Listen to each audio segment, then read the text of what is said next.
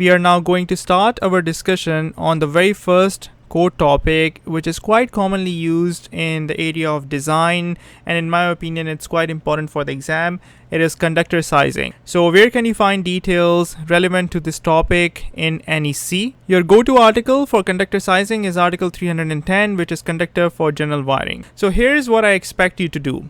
As we go through these topics, conductor sizing, overcurrent protection, transformers, motors, junction box sizing, working spaces, raceway sizing, and so on and so forth, I am going to be listing a bunch of relevant code sections, okay, tables, articles that are important and fundamental to the topic that we are discussing. In this case, this is conductor sizing. I want you to actually make note of these relevant sections. If you want to keep a spreadsheet or if you want to take your personal notes, please do so. Okay, so keep track of all of your all of the relevant code sections. Okay, that's one. Number two, I want you to actually open the code book while you're going through these lectures, or maybe even after going through these lectures, and actually read through all of those relevant code sections that I mentioned over here. Now, it is not practical for me to go through all the code sections over here. That is something that I want you to do in order to gain the level of familiarity, in order to become comfortable navigating the code. Okay, so it has to be a lot more immersive exercise on your part. It has to be a lot more active learning. Okay, that is the only way that you're going to get comfortable with the code. And at the end, number three is practice questions. I will have practice questions within the lecture. I will have practice questions at the end of the lecture, and you can make use of the practice questions that are provided in the study guide. Okay, so step number one is relevant sections. Okay, and I'm going to be going through all of them over here depending on the topic that we're discussing. Step number two is reading, lots and lots of reading. Okay, I am distilling all of these code sections. I'm only sharing the ones that I feel that are relevant so that I can help you streamline your effort. The code book is huge. It contains hundreds of pages, and going through all of it without really zoning in what is more relevant to the exam, I think it would be a very inefficient way of studying. So I'm going to help you sort of distill those topics, shortlist those topics, so that you can be spending your time on the most important and the most relevant core topics. But the reading is completely upon to you, right? And then questions, all right? Questions and answers. So go through the problems that I will be going through in the lecture, pause the lectures, work through them, and when I reference a code section, have your code book, whether it's on the web, whether you have a PDF, whether you have a hard copy, so navigate through it. So once you adopt this three-step process, I am quite confident that you will have a very good understanding of all of these code topics. I suggest that you actually read entire article 310 at least once, but I will help you zone in, as I just said, on some of the most important sections or topics or components of this article 310. The first one is 310.15.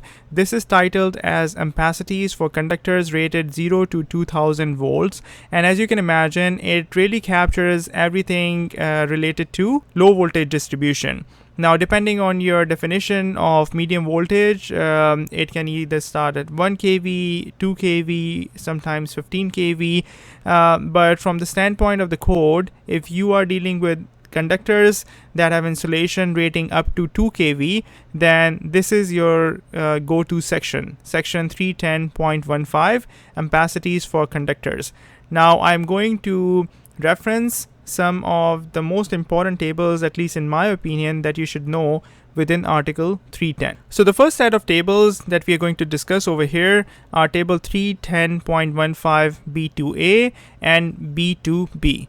So B2A is ambient temperature correction factor based on 30 degrees. So if your ambient for the conductors, where the conductors are actually traveling through, is 30 degrees C, and you want to apply temperature correction factors because the temperature at a certain point during the routing of the cable, let's say the cable is going through this section and it is 45 degrees C, then you have to account for temperature correction, right? So but if you're starting with 30 degrees C, if it was 30 degrees C throughout the run of the cable, then you will make use of 310.15 B2A. So temperature correction factors are very important to understand, and it is important that you actually apply them correctly.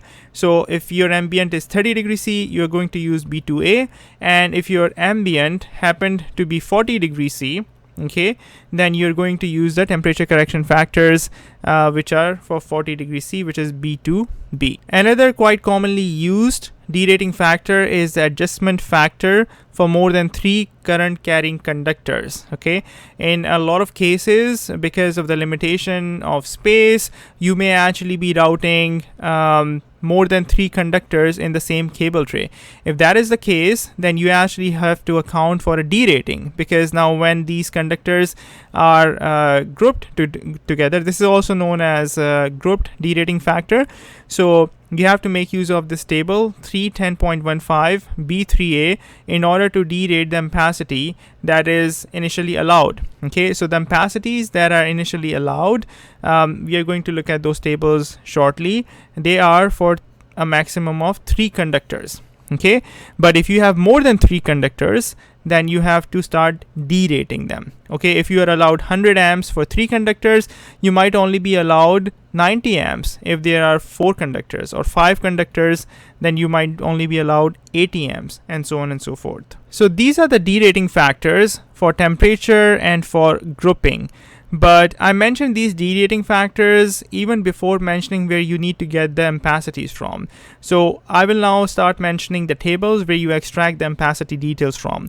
The first one, and probably the most famous table or commonly used table within Article 310, is table 310.15 B16. Okay, now again, as I said, my expectation is that whenever I mention a code section, whenever I mention a table, that you are either stopping the lecture and opening the relevant code section or the table on your PDF, on your hard copy, or on the web access that you have from ncs.org for free, and you're actually making an effort to go through it. Okay, read the footnotes, read the text that is provided, try and make sense of the table. Okay, and that is the only way to learn the code. And we are going to go through practice problems in order to apply them. But in order to develop familiarity, the expectation is that whenever a table or whenever a section or whenever a rule is mentioned, that you're actually going through it on your own. So table 310.15 B16, it is titled as allowable ampacities of insulated conductors. So these are not bare conductors. Generally only the grounding conductors tend to be the bare copper conductors. Everything else for the most part are insulated conductors, rated up to and including 2000 volts. Okay, so again 310.15, as I mentioned, is from 0 to 2 kV, 60 degree centigrade through 90 degrees C. So this is the insulation rating. Okay, this is not the ambient rating, this is the insulation rating. Not more than 3 current carrying conductors. Okay, so over here it clearly says that you don't have more than 3 current carrying conductors. So if you happen to have more than 3 current carrying conductors, where do you want to go? You have to go to 310.15 B3A in order to apply the group adjustment factor. Okay, not more than 3 current carrying conductors in raceway, cable, or earth directly buried, based on an ambient temperature of 30 degrees C. Okay, so now if the temperature if you're using this table, you're told that the ambient is 30 degrees C. If the temperature increased to 45 degree, 50 degree, 75 degree, or whatever, right, you are going to go to B2A, 310.15 B2A, and apply the proper ambient temperature correction factor, because your ambient is 30 degrees C. After that, we have another table called table 310.15 B17. It is for allowable ampacities of single insulated conductors. Now, most of the times when you're dealing with a 3-phase system, you tend to have a 3 conductor cable, okay, 3C instead of 1C. But 1 conductor cables are also not that uncommon, and depending on your application, you may actually want to use a single conductor cable, single conductor insulated cable. Okay, rated up to and including 2000 volts in free air based on an ambient temperature of 30 degrees C. And then we have table 310.106A, which establishes minimum size of conductors. Now this minimum size of conductors is actually established based on the voltage rating. For example, when you go to that table, you find that if your conductor voltage is between 0 to 2000 volts and you're using a copper conductor, then you cannot use anything which is less than 14 AWG. Okay, now if you're using aluminum, then it cannot be less than 12 AWG. Now if your voltage is between 15 kV to 28 kV, then your minimum conductor size for the copper becomes, for copper wiring, becomes 1 AWG. Okay, and for aluminum it becomes it is also 1 AWG. Okay, so based on the voltage levels, this table will dictate what is the absolute minimum conductor size. Then obviously based on your ampacity requirements, you will probably go higher, and based on the voltage drop, you will go higher. But when you're dealing with those voltages, then you cannot in any application use conductors smaller than these. And then we have tables 310.60. Now there are a bunch of tables over here. I think at least 10-15 tables which cover conductors of different voltages from 2000 to 5000 volt and 5000 to 35 kV, and also a lot of different arrangements. They also have temperature derating factors, they also have ampacity tables, and they also have ampacities based on different arrangements, as I said.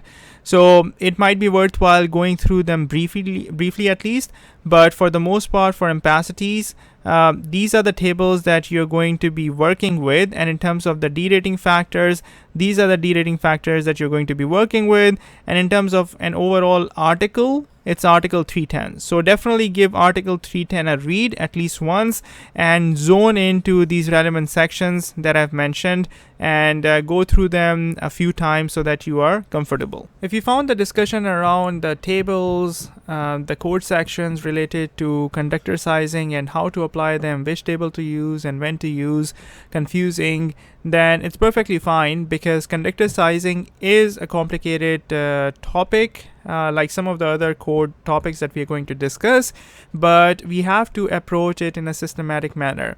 Once you understand the various moving pieces of this puzzle, you will be able to tackle it quite comfortably. So what's our step number one? Step number one is to establish the required ampacity, because if you don't know what ampacity you need to size the conductor for, you're never going to get started.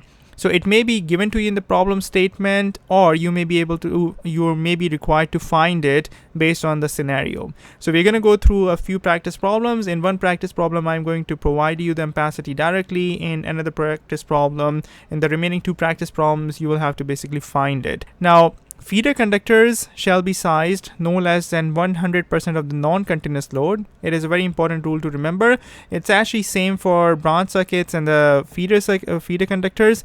So if you have a non-continuous load, it is mentioned in the problem statement, then you have to account for 100% of its ampacity. And if you have a continuous load, then you have to size the feeder for 125%. And if you have a mix of the two, then you do 125% on the continuous load and 100% on the non-continuous load.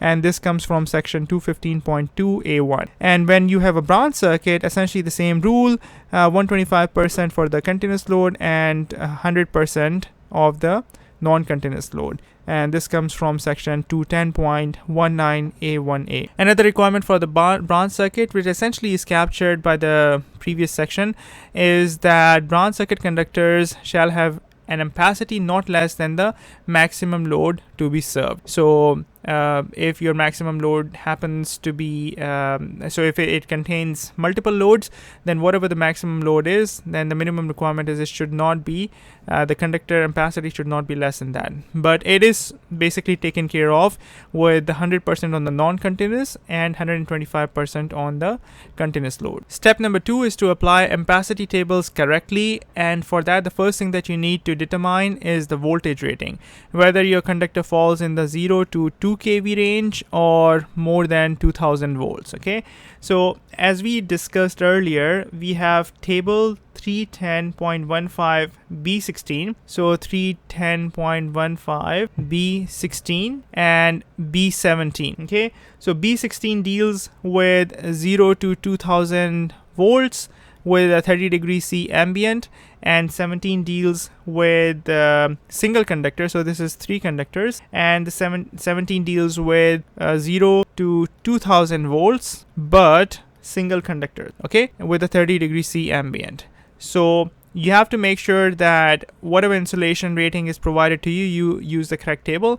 Now, if you happen to have conductors which are between 2000 to 5000 volts, or between 5000 volts to 35,000 volts, then you have to use the appropriate table. And those tables can be found in 310.60. Okay, so that's for the voltage.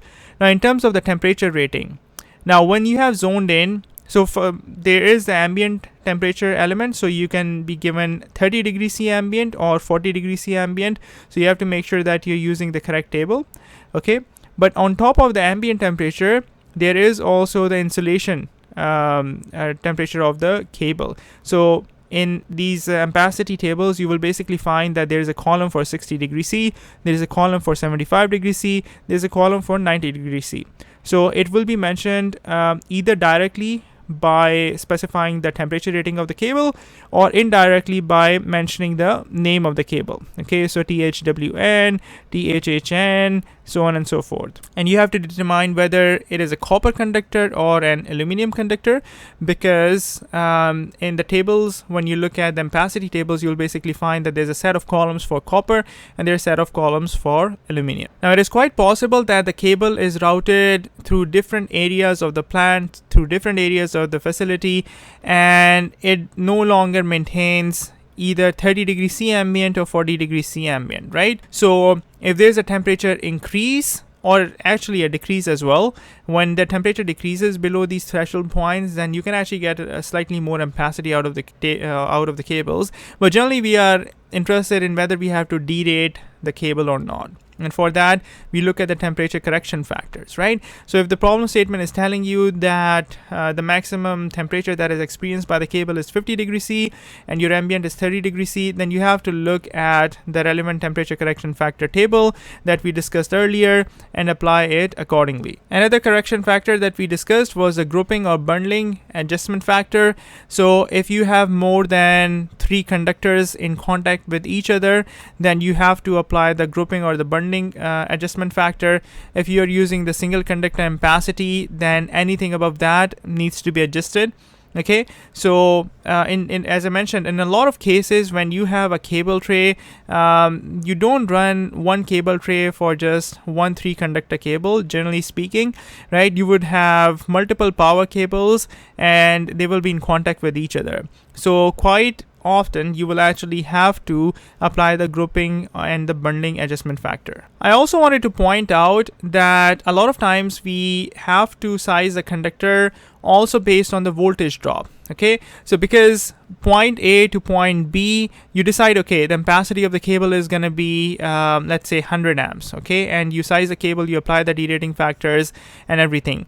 But because of the length of the cable run, you would encounter voltage drop along the way. Okay, the voltage is going to drop, and I'm not going to discuss it in too much detail over here because we have a dedicated lecture on this topic in section 4, transmission and distribution. The very first lecture over there is voltage drop, where we go through several practice problems. But I just want to mention that the code actually has certain requirements on it. So section 210, which is branch circuits, article 210 is branch circuits, section 210-19 informational note 4 tells us that the branch voltage drop shall be less than 3%. So sometimes, not necessarily because of ampacity, but because of the voltage drop, you have to upsize the conductor. Okay, so let's say 250 kc mil is good, but because of the length of the cable run, you can no longer go with 250 MCM or 250 kc mil. You have to actually go for 350 MCM. Okay, and similarly for the feeder, there are requirements. Section 215-2 informational note number 2 requires the total feeder plus the branch voltage drop to be less than 5%. So voltage drop is also a major consideration. Unless you are told about the length of the circuit or the distance that you're running the cable, you really don't have to worry about it. Okay, but if the problem statement mentions the length of the circuit and then you have to use the impedance of the cable, then the voltage drop is going to come into play. But in reality, when you're sizing the conductors, it is always a consideration. Okay, you cannot size the conductors just solely based on ampacity. You also have to take into consideration the fact that the conductor will have a certain length, and you have to account for that.